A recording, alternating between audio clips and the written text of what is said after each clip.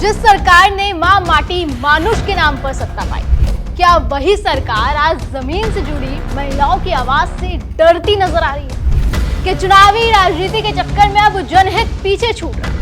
आखिर महिला होकर क्यों महिलाओं की गुहार नहीं सुन पा रही ममता?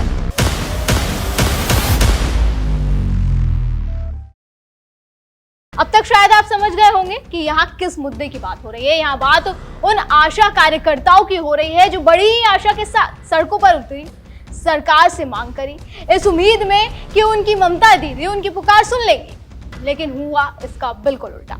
कई प्रदर्शनकारियों को हिरासत में ले लिया गया। सवाल ये नहीं कि आशा कार्यकर्ता सड़कों पर क्यों उतरी, सवाल ये कि उनकी आवाज दबाने के लिए सरकार को हिरासत का सहारा क्यों लेना पड़ा।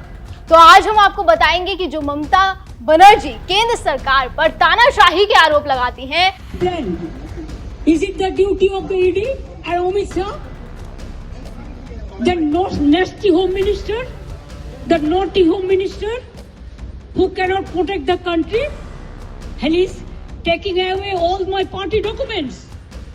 If I read the BJP party office, what will be? What will be the result? तो उनकी सरकार में उनके राज्य में क्या हाल है। लेकिन उससे पहले आपको बताते हैं कि आशा कार्यकर्ता कौन होते हैं और वो क्या मांग लेकर सड़कों पर उतरी है। तो सबसे पहले बात करते हैं कि आशा कार्यकर्ता कौन होते हैं। आशा कार्यकर्ता सरकार की ग्रामीण स्वास्थ्य व्यवस्था की सबसे अहम कड़ी होती है। तो गौर से सुनिए, ये ज्यादातर ग्रामीण और शहरी झुग्गी इलाकों की स्थानीय महिलाएं होती हैं जिन्हें राष्ट्रीय स्वास्थ्य मिशन के तहत नियुक्त किया जाता है। अब उनकी भूमिका भी मैं आपको एक बार पॉइंट वाइज बता देती हूँ।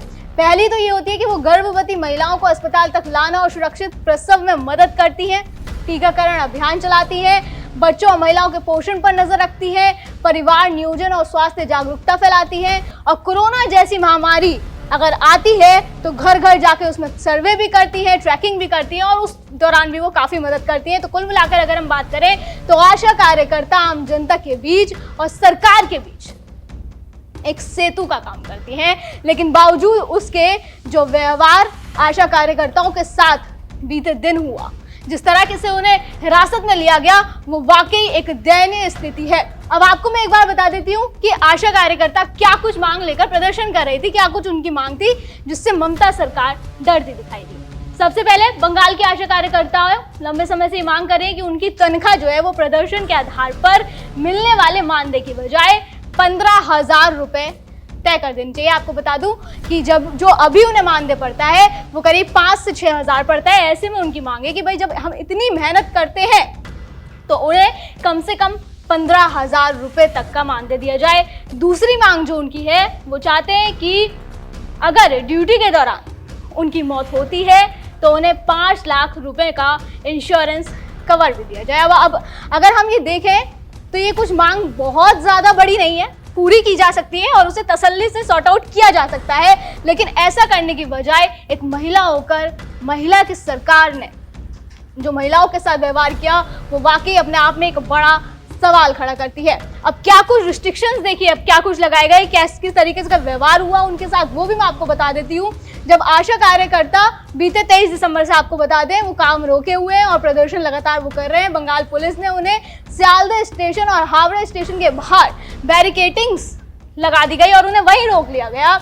इन स्टेशनों पर राज्य के विभिन्न जिलों से प्रदर्शनकारी पहुंच रहे थे, लिहाजा वहां पे पुलिस द्वारा बैरिकेटिंग्स लगा दी गई और उन्हें एंट्री ही नहीं लेने दी। इसके अलावा कई प्रदर्शनकारी पुलिस द्वारा रोके जाने के बाद स्टेशन पर ही धरने पर बैठ गई। पश्चिमी दिनाजपुर की एक आशा कार्यकर्ता ने बताया कि सुबह 6:30 बजे से ही उन्हें रेलवे स्टेशन से बाहर नहीं निकलने दिया गया।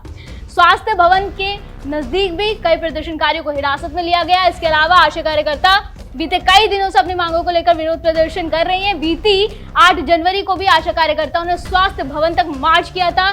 इसके बाद 12 जनवरी को भी आशा कार्यकर्ताओं ने स्वास्थ्य विभाग के शीर्ष अधिकारियों से मुलाकात की मांग को लेकर विरोध प्रदर्शन किया। अब आप देख सकते हैं कि किस तरीके से उन्हें रोका जा रहा है। जब से प्रदर्शन शुरू हुआ है तमाम खबरें इसको लेकर आ रही हैं। हालांकि बीजेपी ने भी, जो विपक्षी पार्टी है पश्चिम बंगाल ने, उसने भी ममता बनर्जी पर कटाक्ष करना शुरू कर दिया है। बीजेपी वेस्ट बंगाल की तरफ से एक पोस्ट साझा किया गया जिसमें लिखा है कि Mamata government crushes ASHA workers demanding fair pay while the Modi government consistently releases fund to support are frontline heroes. The TMC government is depriving Bengal's ASHA workers of their rightful central intensive. और उन्होंने एक video भी साझा किया जिसमें आप देख सकते हैं कि कितनी बड़ी संख्या में महिलाएं अपनी मांगों को लेकर निकली हैं। सवाल यही है कि जो ममता बनर्जी अक्सर ये कहती दिखती हैं कि बीजेपी राज में लोकतंत्र की हत्या हो रही है, तो फिर उनके राज में बंगाल में ये क्या हो रहा है? ममता बनर्जी सरकार का दावा रहा है कि वो महिलाओं और गरीब तबके के हितों की सबसे बड़ी हितैषी, लेकिन आशा कार्यकर्ताओं के शांतिपूर्ण प्रदर्शन पर जिस तरीके से पुलिसिया कार्रवाई और हिरासत की खबरें सामने आई, उसने इस दावे को कटघरे में खड़ा कर दिया। क्या ये लोकतंत्र में असहमति से डर का संकेत नहीं है? और सीधे तौर पर आशा कार्यकर्ताओं का प्रदर्शन केवल एक प्रशासनिक चुनौती नहीं, बल्कि ये सरकार की नीतियों और उनके रवैयों पर भी सीधा सवाल है। स्वास्थ्य व्यवस्था की रीढ़ माने जाने वाली आशा कार्यकर्ता जब सड़कों पर उतरती हैं, तो साफ है कि समस्या केवल वेतन या भत्ते तक सीमित नहीं रह जाती, ये सम्मान, सुरक्षा और भरोसे की भी लड़ाई बन जाती है। और ये संकेत इस बात का भी है कि आने वाले चुनाव में ममता सरकार को किस तरह से चुनौती का सामना करना पड़ रहा है। ये मैं किस लिए कह रही हूँ, एक बार आपको आंकड़ों के जरिए बता देते हैं। टाइम्स ऑफ इंडिया की रिपोर्ट है, 2023 की रिपोर्ट है, जिसमें आंकड़ा बताया गया है कि क्या कुछ महिला वोटर्स का नंबर है बंगाल में और क्या कुछ मेल वोटर्स का नंबर है बंगाल में।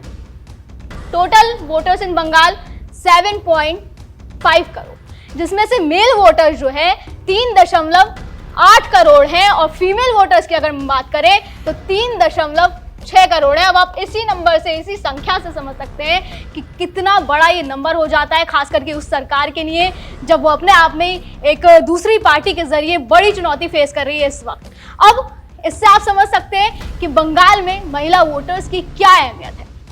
और ये प्रदर्शन भी कहीं ना कहीं साबित करता है कि किस तरह से ममता के जनहित पर आने वाले समय के लिए खतरा मंडरा रहा है। दर्शकों, इस खबर पर आपका क्या कहना है, हमें कमेंट सेक्शन में जरूर बताएं। फिलहाल आज की वीडियो में बस इतना ही, फिर होगी मुलाकात।